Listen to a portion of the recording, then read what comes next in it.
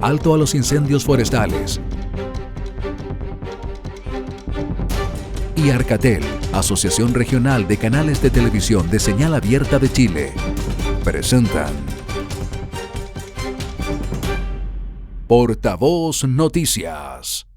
Hola, ¿qué tal? ¿Cómo están? Les damos la bienvenida a la entrevista de los domingos de Portavoz Noticias. Y esta vez hemos venido al Jardín Santa Mónica de la Junji, en la comuna de Recoleta.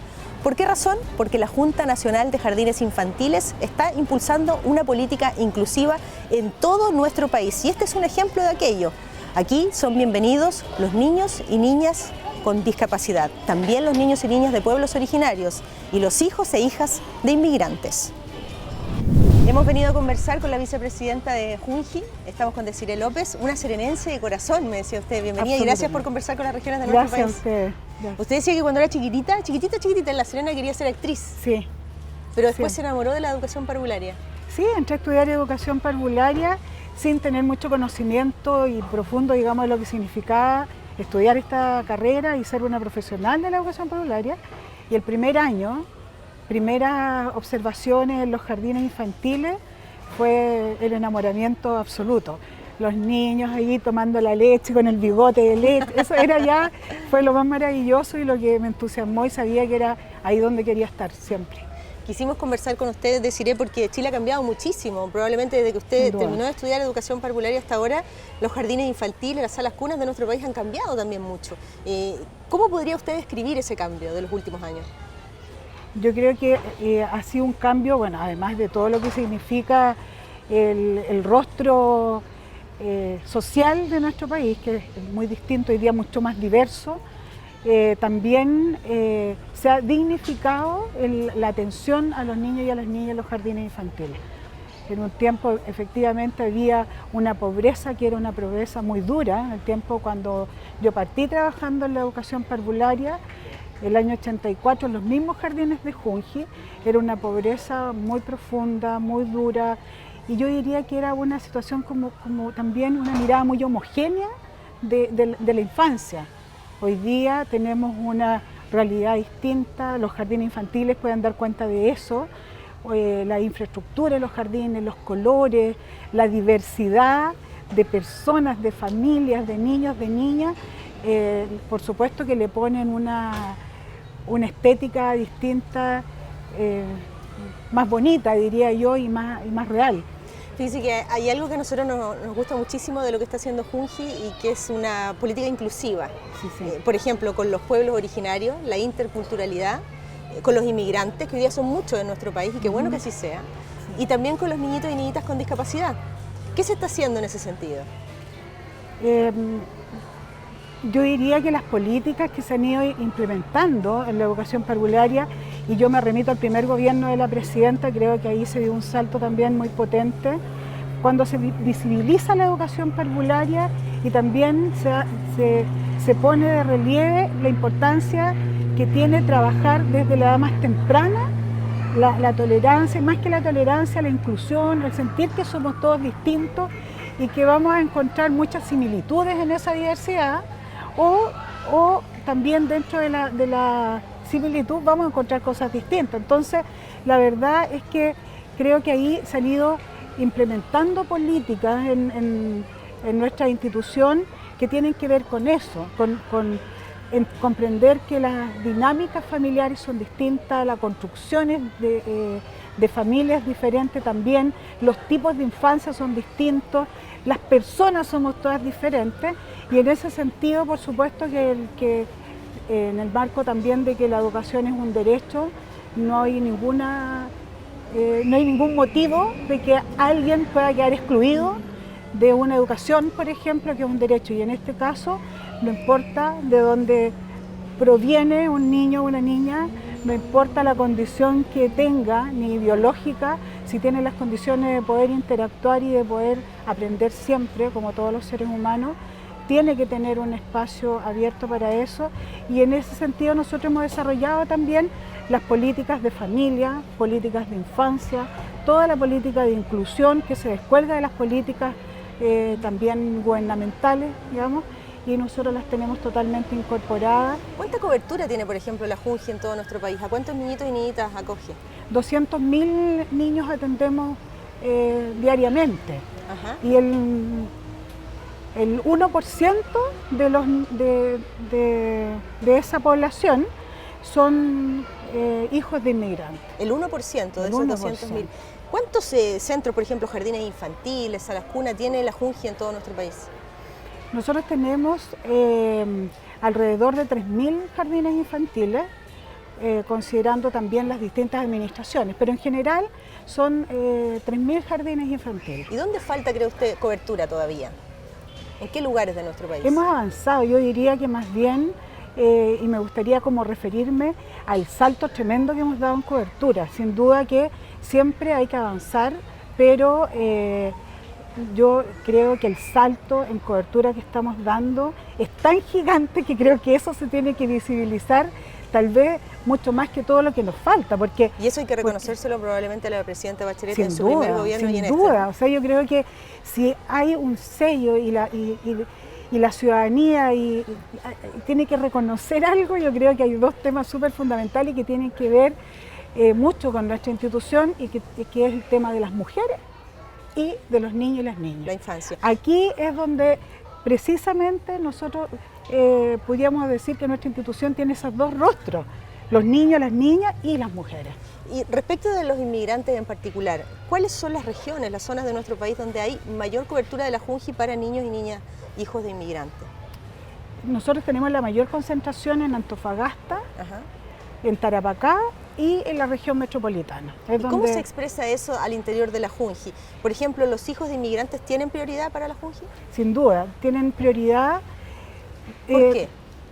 Primero, porque es un niño, una niña que no decidió venirse a nuestro país. O sea, por eso también, y en esto agradezco también todo el apoyo que nos ha dado Emilia Tillú, que ha hecho mucha investigación al respecto, y ella siempre nos aclara ese concepto. Los niños no son los inmigrantes, son hijos de inmigrantes y por lo tanto ellos llegan a nuestro país y quedan en una condición de mayor vulnerabilidad social porque sus padres no tienen redes en nuestro país. Por lo tanto, el jardín infantil se vuelve la puerta de entrada, la posibilidad de establecer esas redes y en ese sentido nosotros tenemos que darle una prioridad. Más prioridad tal vez que a veces está esta situación un poco tensa en que quién tiene más prioridad, un niño chileno o un niño inmigrante. ¿Y se le genera algún conflicto claro, a la Junji por eso? A veces hasta ahora no ha sido un tema relevante, pero sí en algún momento se ha producido esa discusión que dura muy poco afortunadamente. ¿Ya? Pero sin duda que se entiende en ese contexto también. Ahora, ¿qué le entrega la Junji a ese hijo o hija de inmigrante? ¿Cómo apoya? ¿De qué manera? Bueno, aparte de recibirlo y reconocerlo en su cultura, con su familia, con su idioma muchas veces, con su forma de nombrar las cosas, también en darle una formalidad a su situación dentro del país.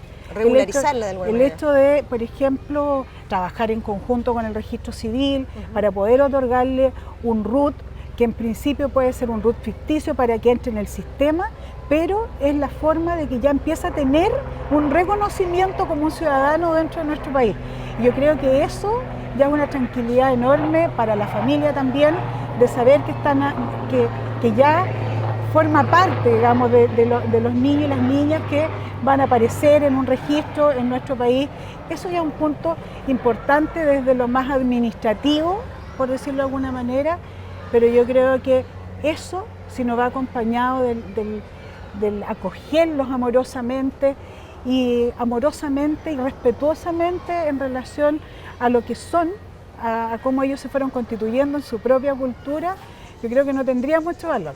Lo importante es cómo hemos hecho de la inclusión hoy día algo cotidiano y que nos ha enriquecido muchísimo esta mirada distinta que tenemos que tener de la sociedad, que es una sociedad totalmente diversa y ahí es donde está la riqueza, precisamente. Eso le quería preguntar, bueno, le queremos contar a la gente que hemos salido a terreno nuevamente y eso tiene algunas ventajas y desventajas. Ventaja, el poder estar en un jardín infantil, conocer el trabajo que están haciendo y bueno, de repente se nos atraviesa algún avión o algún helicóptero, pero es parte del tipo de entrevista que estamos haciendo.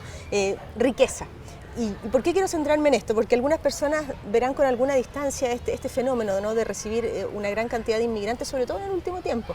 Estamos llegando a estimaciones que dicen que viven en Chile ya a estas alturas prácticamente 400.000 extranjeros. Y algunos dirán, o mirarán esto con distancia y dirán, si la salud, la cobertura de salud y educación no alcanza ni siquiera para los chilenos, ¿podremos llegar a integrar también a los extranjeros? Y por eso quiero hablar de las ventajas también de esto, no mirarlo en términos tan negativos, sino también a lo que significa para un niño o para un bebé crecer también en la interculturalidad. Sí, yo creo que tenemos una mirada muy, muy estrecha, muy limitada, muy personalista en ese sentido, porque si nosotros comparamos con un país tan vecino como Argentina, Argentina tiene un 28% de población inmigrante y nosotros tenemos un 6%. O sea, la verdad es que estamos como bien en pañales con esto y yo también centraría más la mirada en lo que significa para enriquecernos culturalmente. Hoy día ya sabemos que nuestros niños, nuestras niñas viven una realidad totalmente distinta, ¿ya? En todo orden de cosas.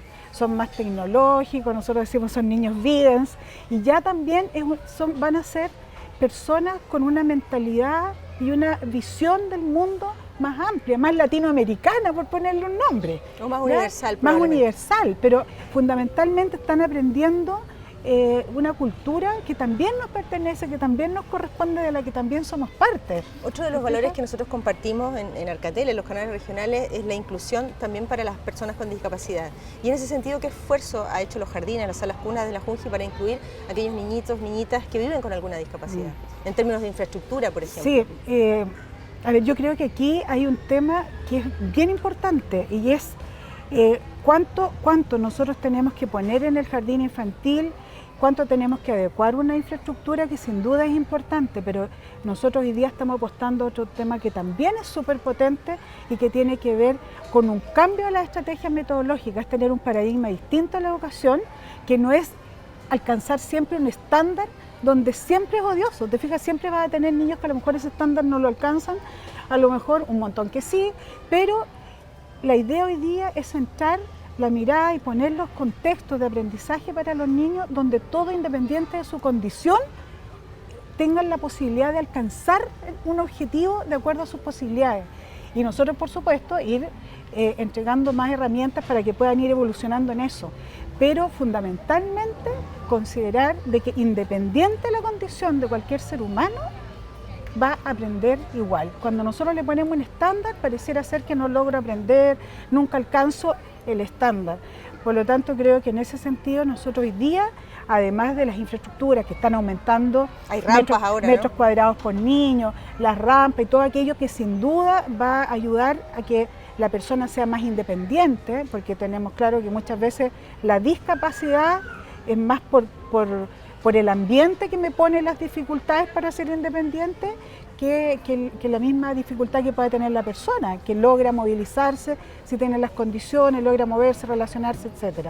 Pero también tiene que ver con cómo generamos estos espacios para que las personas, independiente de cómo se mueva, se va a mover, lo va a alcanzar, va a ser, va a crear, va a descubrir, va a hacer todo lo mismo que hace cualquier otra persona, solo que de acuerdo a mi condición y como yo lo puedo hacer, no como tú quieres que yo lo haga y de acuerdo a un estándar establecido. Esos estándares muchas veces es que han dejado muchos niños, muchas niñas que tienen otras capacidades, otras competencias sin poder mostrarlas. Desiree López, vicepresidenta ejecutiva de Junji, muchísimas gracias por conversar con nosotros. Gracias a ustedes, ha sido muy grato. Gracias. Bienvenido a los domingos en pijama. Bienvenidos a escuchar lo que nos gusta. Bienvenidos a los almuerzos para dos. Bienvenidos a nuestro hogar. Si estás buscando una vivienda, el arriendo es una opción. Infórmate en Minbu.cl o en el Serviu de tu región sobre los requisitos para postular al subsidio de arriendo. En Minbu abrimos las puertas a mejores oportunidades. Ministerio de Vivienda y Urbanismo, Gobierno de Chile. Feliz, triste, contento, enojado, amable. Necesitamos saber cuántos somos y quiénes van a ser parte de este gran equipo. Por este lado, ¿quiénes se animan? Yo quiero, porque nuestro país ha cambiado y necesitamos saber cómo hemos vivido. Yo quiero, porque es necesario saber cuánto hemos progresado para seguir creciendo. Porque en un Chile que crece y crece, como mi familia, quiero saber cuántos y cómo somos. Por eso nos sumamos a esta tarea país. Te necesitamos a ti. Forma parte de este gran equipo. Inscríbete ya para ser censista. Este 19 de abril, día del censo. ¿Alguien más anima? Producto del cambio climático, hoy los veranos son cada vez más largos, más calurosos y más secos. Estas condiciones generan un incremento en el número y en la intensidad de los incendios forestales. Una conducta responsable nos permite combatir y estar preparados frente a esta amenaza. De ti depende prevenirlos. Digamos alto a los incendios forestales.